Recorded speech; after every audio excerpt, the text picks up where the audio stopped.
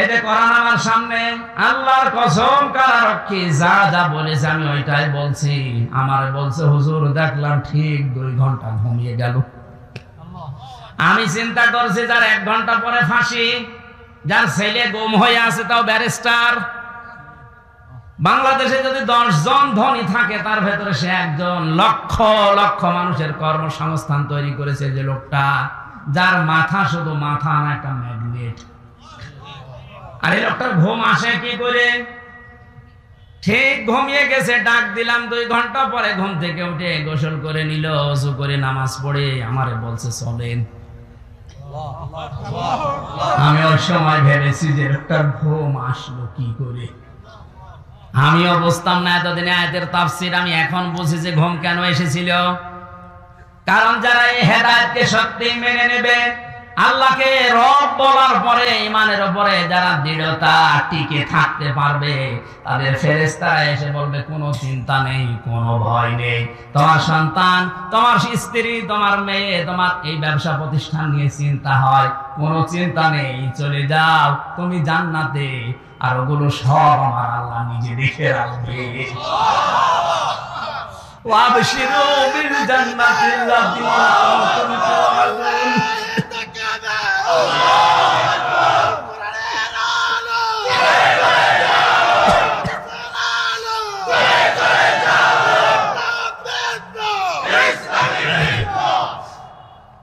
বাস্তবতা এইটা। আমি 3 বছর আটক অবস্থায় না থাকলেও অনেক কিছু জানতাম না। এই আয়াতগুলো আমার বুঝে আসতো না। মানুষের ঘুম আসে কি করে বলেন তো? সময় ছেলে হারিয়েছে, গুম হয়েছে, সাধারণ ছেলে না, ছেলে ব্যারিস্টার, বুঝতেছে? তা আমার মতো সাধারণ হামজা হলে তো হয়তো লক্ষ লক্ষ মানুষ কর্মসংস্থান তৈরি করেছে লোকটা। তার মেধা তো মেধা না, আমার মনে হয় তার মাথাটা একটা কম্পিউটার ছিল।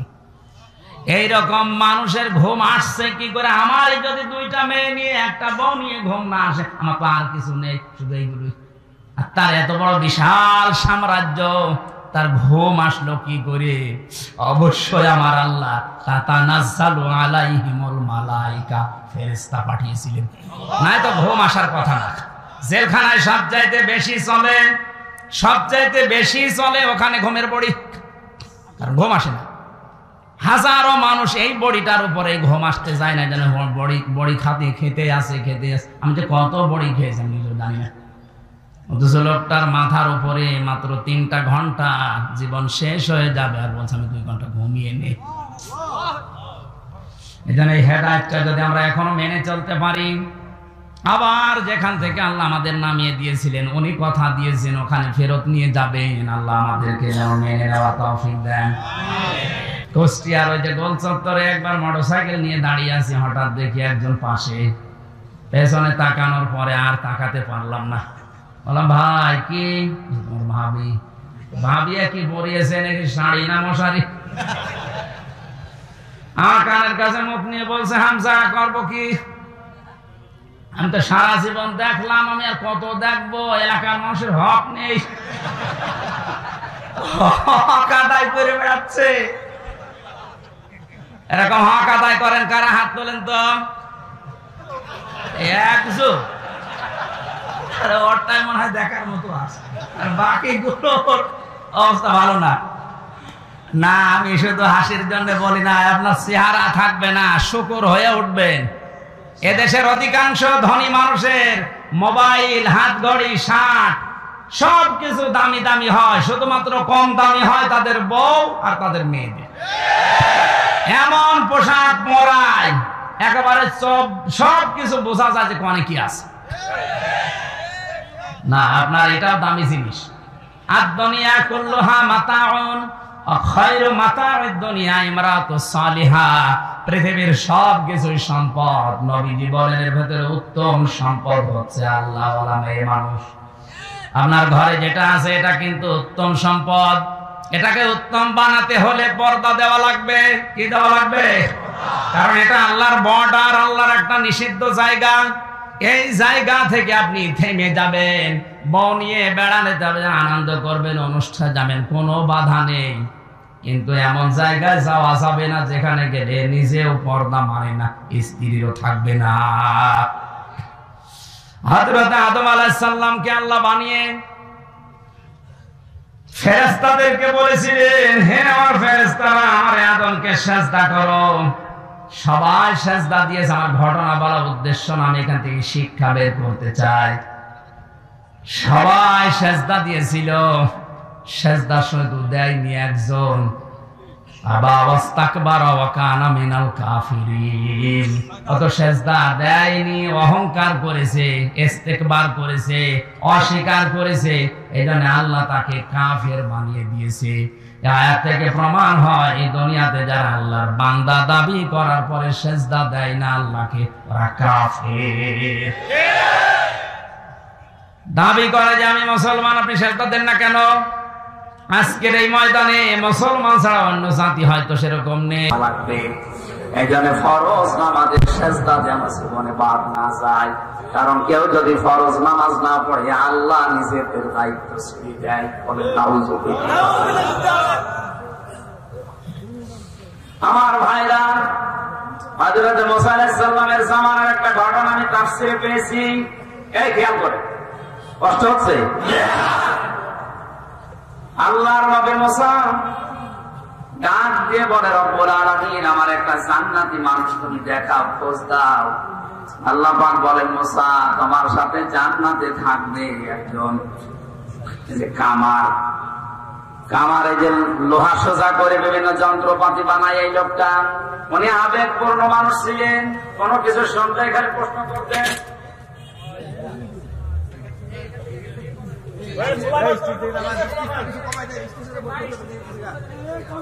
ডাক দিয়ে বলে, রব্বুল আলামিন, তুমি এত মানুষের নাম থাকলে একদম কামারের নাম বললি, কি করে সে এমন আমি দেখবো। আল্লাহ পাক বলেন, ঠিক আছে, বাজারে যাও, বাজারের এক কোণে বসে এই কামার তার কর্মজীবনে কাজ করে, একটু দেখো। মানে চুরি করে লক্ষ্য করে দেখলি লোকটা করে কে। দূর থেকে লক্ষ্য করে দেখেন উনি হাঁপড় দিয়ে এই যে লোহা ফিটাচ্ছে মুগুর দিয়ে। একবার মাথার উপরে মুগুর নেয়, একবার মারে, একবার উপরে ফিটায়। হঠাৎ করে ওই সময় নামাজের যে সিস্টেম ছিল, আমাদের যেমন আযান, ওই সময় একটা সিস্টেম ছিল। নামাজের সময় যেই হয়ে গেছে, উনি এই মুগুরটা আর লোহার উপরে না পিটিয়ে পেছন দিক থেকে ফেলে দিয়ে তাড়াতাড়ি পবিত্র হয়ে নামাজে দাঁড়িয়েছে। হযরত মুসা ডাক দিয়ে বলে, রব্বুল আলামিন, তুমি এই লোকটাকে জান্নাতে বলে কেন ঘোষণা দিয়েছো আমি বুঝতে পেরেছি। এই মুগুরটা লোহার উপরে পিটিয়ে তারপরে ও পবিত্র হয়ে নামাজে দাঁড়াতে পারতো। নামাজের সময় হওয়ার সঙ্গে সঙ্গে দুনিয়ার সব কাজ বাদ দিয়েছে, এমনকি না পিটিয়ে পেছন দিক থেকে ফেলে দিয়ে নামাজে দাঁড়িয়েছে। যে লোকটা তোমার বিধান এত গুরুত্ব দিয়ে আদায় করতে পারে, তারে তুমি জান্নাত না দিয়ে পারো না। সিজদা এত দামি জিনিস, সিজদার কারণে শয়তান শয়তান হয়েছে। কথা বলেন না কেন? জিজ্ঞাসা করলেন, কেন সিজদা দিলে না? ক্বালা মা মানাআকা আল্লা তাসজুদা ইদ আমারতুকা ক্বালা আনা খায়রুম মিনহু খালাকতানি মিন নার ওয়া খালাকতাহু মিন তিন। কে যেন আমার বাধা দিল সিজদা দিতে? শয়তান ওই দিন বলেছে, আমাকে বানিয়েছো আগুন দিয়ে আর এটা বানিয়েছো মাটি দিয়ে। আমার ভেতরে পাওয়ার আছে আর ওইটার ভেতরে পাওয়ার নেই। শয়তান অহংকার করেছিল কিসের? পাওয়ারে। বলেন বলেন, আরো জোরে বলেন। সুতরাং কেউ যদি ক্ষমতা পেয়ে যারা নিচে আছে তাদেরকে গুরুত্ব না দেয়, মানুষে মনে না করে, সেও ডিজিটাল শয়তান। আরে দেশে এখন দিন দিন এরকম বাড়ছে। কিছু জায়গা পেলে কি হনরে, যে যখন চেয়ারে থাকে সে তখন গিয়ারে থাকে। এই যে মশিউর ভাই যতক্ষণ ছিল গিয়ারে ছিল, আমিও আছি, এখন আমিও গিয়ারে আছি। চেয়ার মানে কিন্তু আমি এই চেয়ারের কথা বলছি, আপনারা আবার ওই চেয়ার ধরবেন না। ওই চেয়ার একটা মেয়াদ আছে একেবারে 41 সাল, ওর আগে আপনি চেয়ার মানে কোন চেয়ার? এই চেয়ারে বসলে আপনাকে উঠাই লাগবে, এই চেয়ারে বসলে আপনাকে উঠাই লাগবে। শুধু একটা চেয়ার আছে, ও কোনো উঠাউঠি করা লাগে না। না না দয়া চেয়ার নেই, এই যে জো বাইডেনের চেয়ার, ও বসেছে আর ওঠা লাগছে না। এই শব্দটা আমি পড়েছিলাম, আল্লাহ পাক এত রাগান্বিত হয়েছিলেন তার এই কথা শোনার পরে, সঙ্গে সঙ্গে ওকে ঘোষণাও দিয়েছেন, ক্বালা ফাহবিত মিনহা ফামা ইয়াকুনু লাকা আন তাকুনা আনতা তাকাব্বারা ফিহা ফাখরুজ ইন্নাকা মিনাস সাবিরিন। একটু খেয়াল করে শুনবেন। আল্লাহ পাক বলেন, ওকে আমি আদেশ দিয়ে দিলাম, দূর হয়ে যা। তোর এই অহংকারের কারণে আমি তোকে দুইটা জিনিস থেকে বঞ্চিত করলাম। কোনদিন তোকে আমি ক্ষমা করব না, কোনদিন তোকে আমি আল্লাহ জান্নাতে দেব না। সঙ্গে শয়তান অহংকার করেছিল ক্ষমতার, এজন্য হারিয়েছে দুইটা জিনিস। কোনদিনও ক্ষমা পাবে না, ও জান্নাতেও যেতে পারবে। তাকে জান্নাতে দেওয়া লাগে, তাহলে শয়তানকে দেওয়া লাগবে। এক হবে না, কারণ শয়তান অহংকার করেছিল কিসের? ক্ষমতা। সঙ্গে সঙ্গে শয়তান ওই সময় আল্লাহর কাছে তিনটা জিনিস চেয়েছে। কিয়ামত পর্যন্ত শয়তান মার্কা মানুষ যারা আসবে, ওরা ওই তিনটা জিনিস চাইবে। এখন আপনি দেখেন আপনাকে শয়তান দখল করেছে। এক নম্বরে বলাংসিরনি ইলা ইয়াউমি ইউবাসুন, আমি হায়াত চাই, আমি কিয়ামত পর্যন্ত বাঁচতে চাই। আল্লাহ বলেন দিলাম। দুনিয়ায় দেখেন শয়তান মার্কা মানুষগুলো বেশি দিন বেঁচে থাকে। এত মানুষ মারা যায়, কিন্তু শয়তান মার্কা মানুষ খুব কম মরে। মরণ হবে না। আল্লাহ তাআলা শুধু আমি হায়াত চাই না, আমি ক্ষমতা চাই, আমি পাওয়ার চাই, আমি টাকা পয়সা চাই। আল্লাহ বলেন দিলাম। তাকান তামাম দুনিয়ার দিকে, শয়তান মার্কা মানুষগুলো টাকা পয়সা অর্থ সম্পদ বেশি, এরা আল্লাহর বিরুদ্ধে অবস্থান নিয়ে এগুলো খরচ করে। 3 নম্বরে শয়তান বলেছে, ক্বালা ফাবিমা গাওয়াইতানি লাকুদান্না লাহুম সিরাতাকাল মুস্তাকিম। হে আল্লাহ, আমি তোমার বান্দাদের ধোঁকা দিয়ে বোকা বানানোর জন্য কোনো খারাপ রাস্তায় যাব না, ভালো ভালো রাস্তার মোড়ে মোড়ে আমি অবস্থান করব। এই জন্য শয়তানকে আপনি সিনেমা হলে পাবেন না, কারণ ও জানে যে এখানে যারা আসবে জোড়ায় জোড়ায় আমার ভাইরা ভাই। শয়তানকে আপনি রাজবাড়িতে পাবেন না, কথা বুঝতেছে? ও জানে যে এখানে যারা আসে এরা আমার চাইতে বড় শয়তান। শয়তান থাকে কোথায়? কুমিল্লার ব্রাহ্মণবাড়িয়ায় নাই, ঘরের তাফসীর মাহফিলের বিভিন্ন জায়গায় শয়তান বসে আছে, বিভিন্ন মানুষকে ধোঁকা দিয়ে বোকা বানিয়ে রাস্তা থেকে ফিরিয়ে দেবে। এখানে যাওয়ার দরকার নেই, এখানে রাজনীতি হবে। শয়তান যদি আমার মনে হয় জিন শয়তান আশপাশে নাও থাকে, তো মানুষ শয়তান অনেক আছে।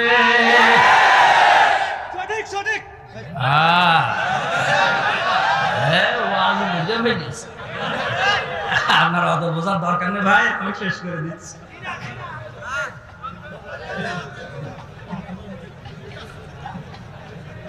শয়তান ওয়াসওয়াসা, আমি সব কিছু বাদ দিয়ে মূল কথাটা বলার জন্য,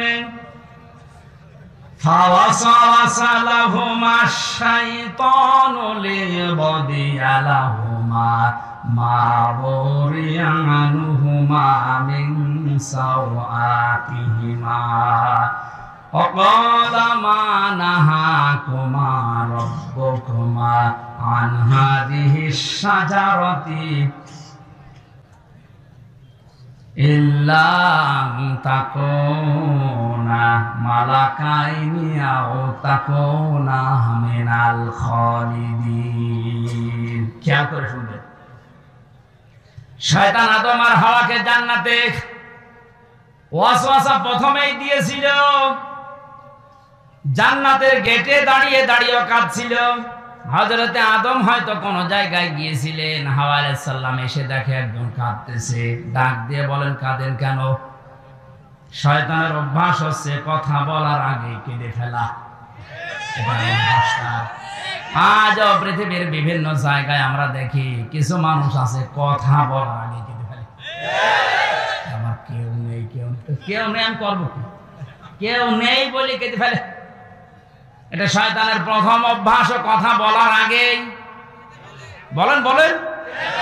হযরতে হাওয়া কান্নাকাটি দেখে বলছেন, আপনি কাঁদবেন না, বলেন কেন কাঁদেন? বলছে, কাঁদি আমার জন্য না, কাঁদি তোমাদের জন্য। আমাদের আর কি, আমরা তো ভালোই আছি। ভালো আছো এটাই তো সমস্যা। তোমাদেরকে এখানে আমি গোপন সূত্রে সংবাদ পেয়েছি যে এখানে রাখবে না। আমার কাছে গোয়েন্দা রিপোর্ট আছে যে এখানে তোমাদের রাখা হবে না, এখান থেকে নামিয়ে দেওয়া হবে। যদি এখানে থাকতে চাও তাহলে ওই যে জায়গায় যাওয়া নিষিদ্ধ, ওই জায়গায় তোমাদের যাওয়া লাগবে, ওই গাছের ফল খাওয়া লাগবে। হযরতে হাওয়া বলেছিল, না ওখানে যাওয়া নিষেধ, ওখানে গেলে জনগণ খেপে যাবে, আমি যেতে পারবো না। যেতে পারবা না? যদি যেতে না চাও, আমার কাছে রিপোর্ট আছে, এই আরামে থাকতে পারবা না। মেয়েদের অভ্যাস হচ্ছে, কোন জায়গায় যদি একবার শান্তি পায়, জীবন চলে গেলে ওই জায়গা ছাড়তে চায় না। এটা মেয়েদের অভ্যাস।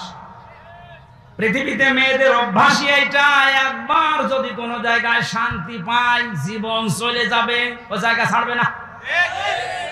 একবার যারা পরকীয়া প্রেমে শান্তি পেয়েছি, তামাম দুনিয়া দিলেও 4-5টা বাচ্চা রেখে চলে যায়। আমি নিচে নামতে পারলাম না, তাই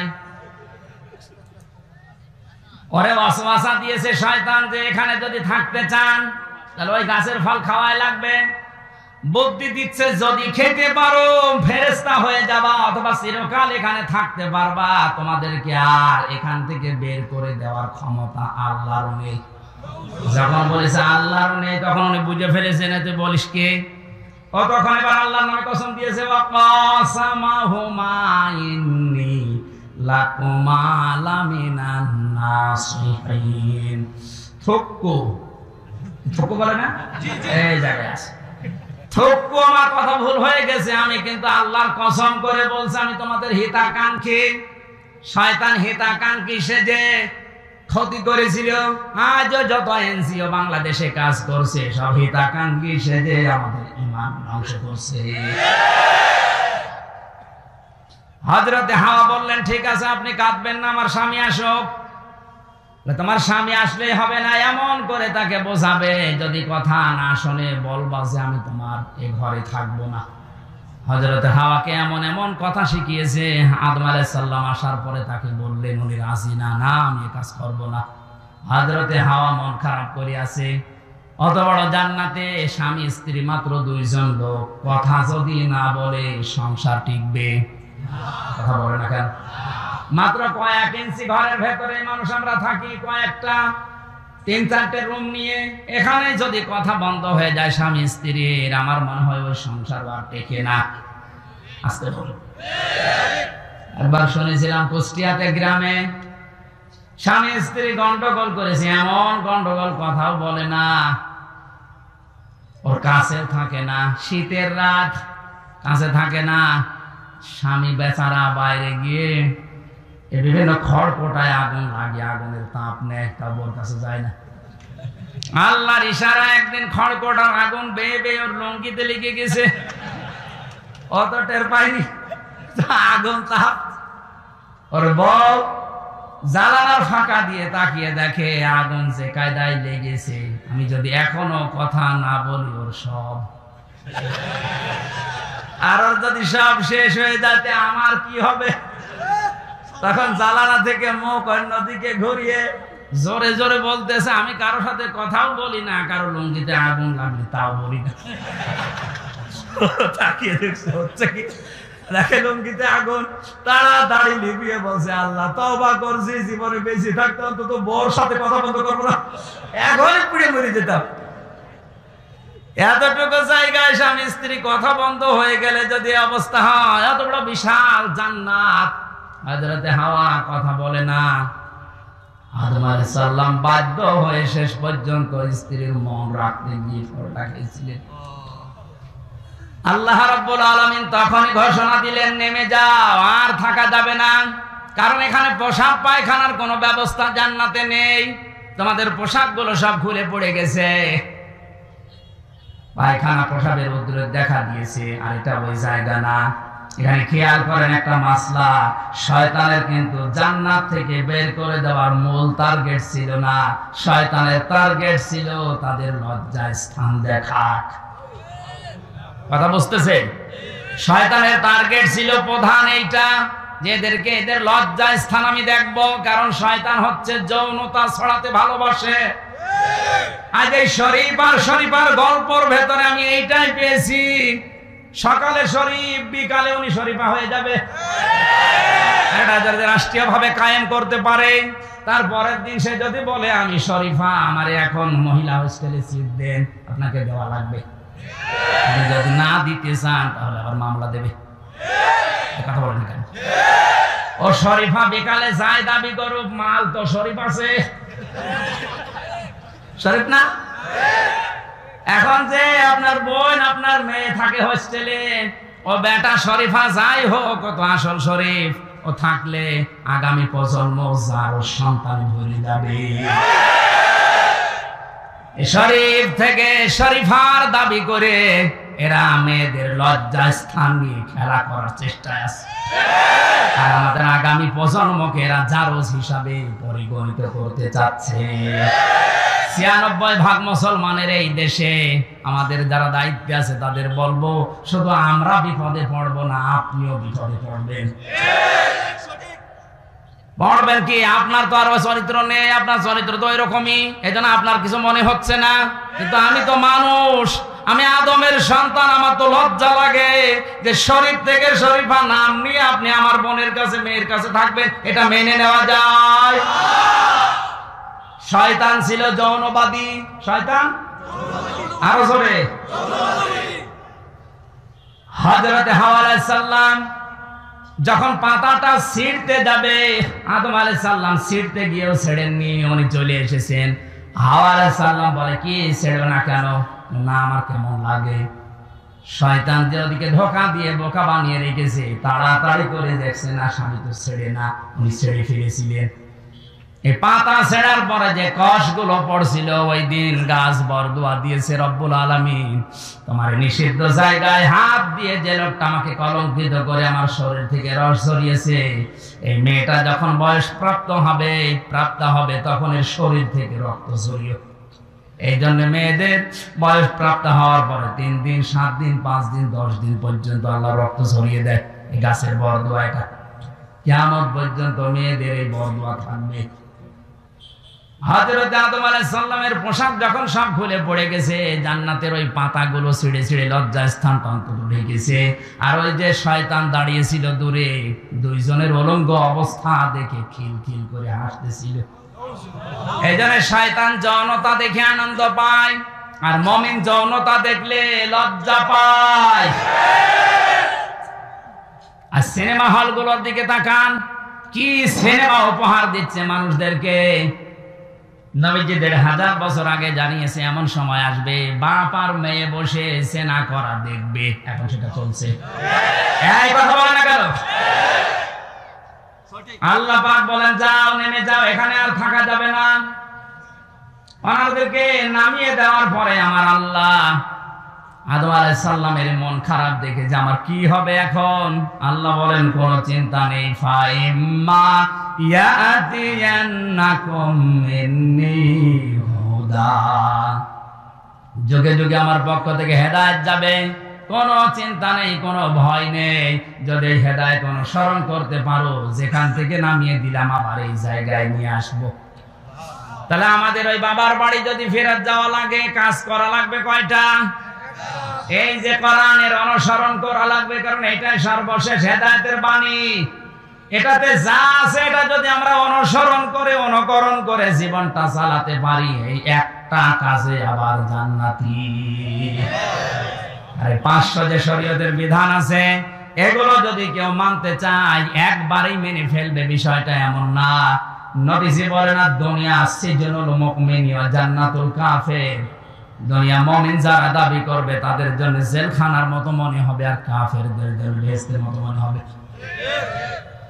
আয়াতের শেষের শব্দ আমি পেয়েছি, ফালা খাউফুন আলাইহিম ওয়ালা হুম ইয়াহজানুন, যারা এই হেদায়েত অনুসরণ করে তাদের কোনো ভয় নেই, কোনো চিন্তা নেই। এই শব্দটা কি?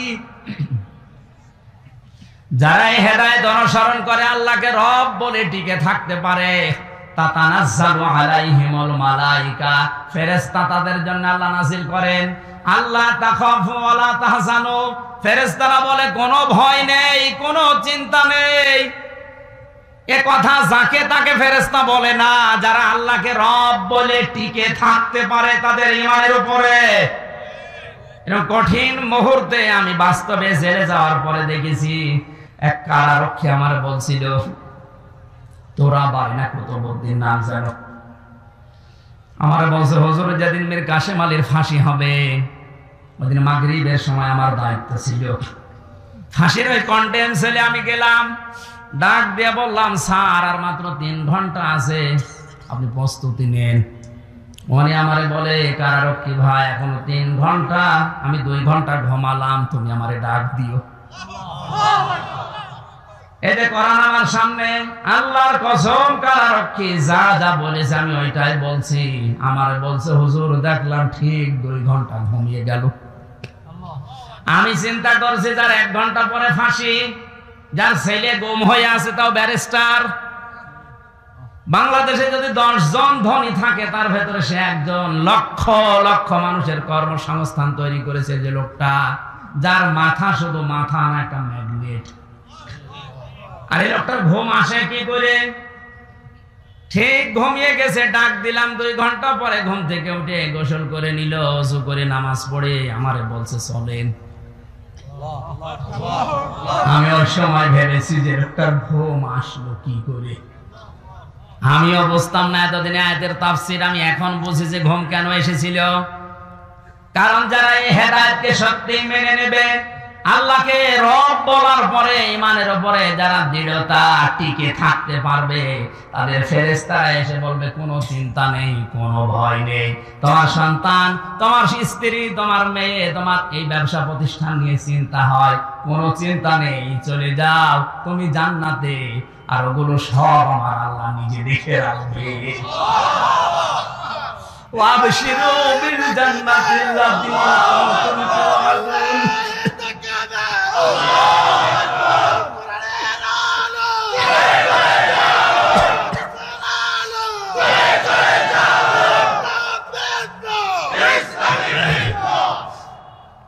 বাস্তবতা এইটা।